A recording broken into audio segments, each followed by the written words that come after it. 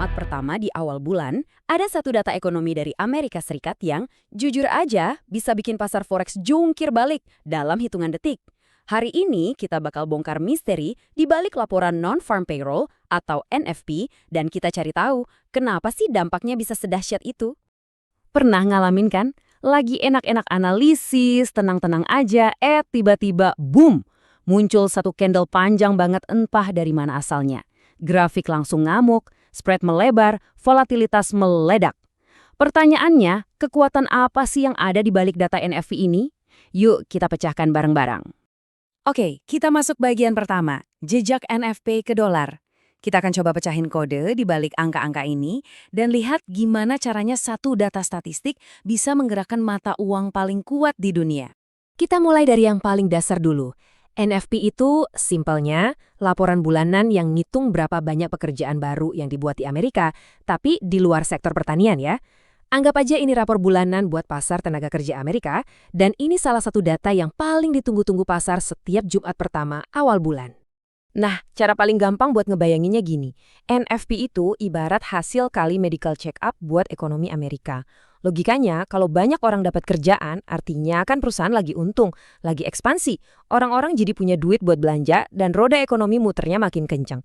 Ini sinyal penting banget yang dipantau ketat sama Bank Sentralnya Amerika, The Fed, buat nentuin kebijakan mereka selanjutnya. Oke, sekarang kita lihat alur sebab akibatnya. Semuanya nyambung kok. Dimulai dari laporan kerja yang bagus, ini nunjukin ekonomi lagi sehat. Nah, kalau ekonomi terlalu panas, biasanya inflasi bakal naik.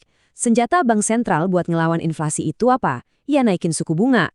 Suku bunga yang lebih tinggi bikin dolar AS jadi investasi yang lebih menggiurkan. Makanya, investor global pada rame-rame beli dolar. Hasilnya, dolar jadi menguat. Ini nih dia jalur langsung dari data NFP sampai ke pergerakan harga di chart trading kalian. Sekarang, bagian kedua, membaca reaksi pasar. Soalnya, di dunia trading ceritanya itu bukan cuma soal datanya bagus atau jelek, tapi lebih ke ekspektasi lawan realita. Dan ini poin yang paling krusial. Pasar itu sebenarnya nggak terlalu peduli sama angka NFP-nya itu sendiri.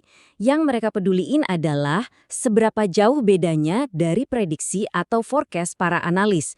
Nah, gap atau jurang antara angka aktual yang keluar sama angka forecast inilah yang jadi bensin buat volatilitas. Intinya, kejutan. Coba kita lihat tabel ini biar lebih jelas. Skenario pertama. Kalau angka NFP yang keluar jauh di atas ekspektasi, ini kejutan positif. Pasar langsung mikir, wah, ekonomi AS ternyata lebih kuat dari dugaan, dan dolar biasanya langsung menguat. Sebaliknya, kalau angkanya di bawah ekspektasi, ini jadi kekecewaan. Pasar ngelihatnya sebagai sinyal pelemahan, dan dolar cenderung ikutan melemah. Nah, ini kerangka dasarnya yang perlu kalian pegang.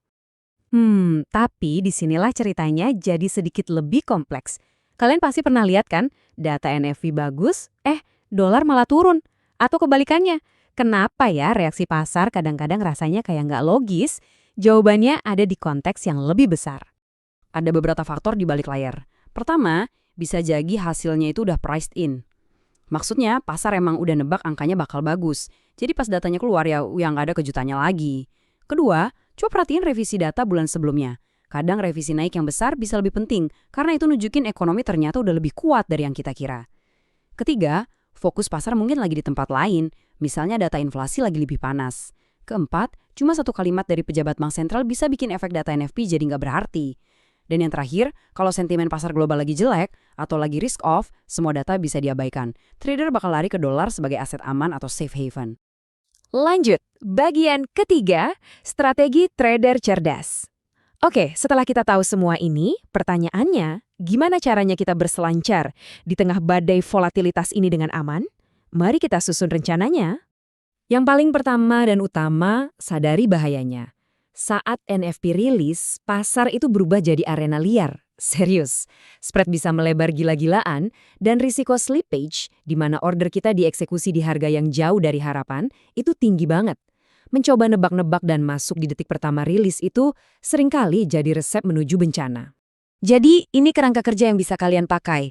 Pertama, pakai datanya buat nentuin bias. Kira-kira data ini bikin dolar jadi kuat atau lemah. Kedua, dan ini yang paling penting, jangan impulsif. Jangan trading di beberapa menit pertama yang super kacau itu. Ketiga, sabar. Tunggu sekitar 15-30 menit sampai debunya reda dan arah pasar yang beneran mulai kelihatan. Nah, yang terakhir, baru deh cari konfirmasi teknikal. Misalnya tunggu harga balik lagi nguji level penting atau nunggu pullback. Intinya, gabungkan fundamental dengan teknikal. Dan kutipan ini benar-benar merangkum semuanya. Peluang trading dengan probabilitas tertinggi itu justru seringnya muncul setelah badai awal reda. Jadi kesabaran itu senjata utama kalian. Jangan pernah biarin FOMO alias takut ketinggalan momen mendikte keputusan trading kalian. Jadi ini dia kesimpulan utamanya. Jangan lagi ngelihat NFP itu cuma sebagai angka tentang pekerjaan. Lihatlah NFP sebagai petunjuk paling jelas tentang arah kebijakan The Fed yang ujung-ujungnya akan menentukan nasib nilai dolar di pasar global. Pertanyaannya sekarang, strategi apa yang bakal kalian pakai di rilis NFP berikutnya?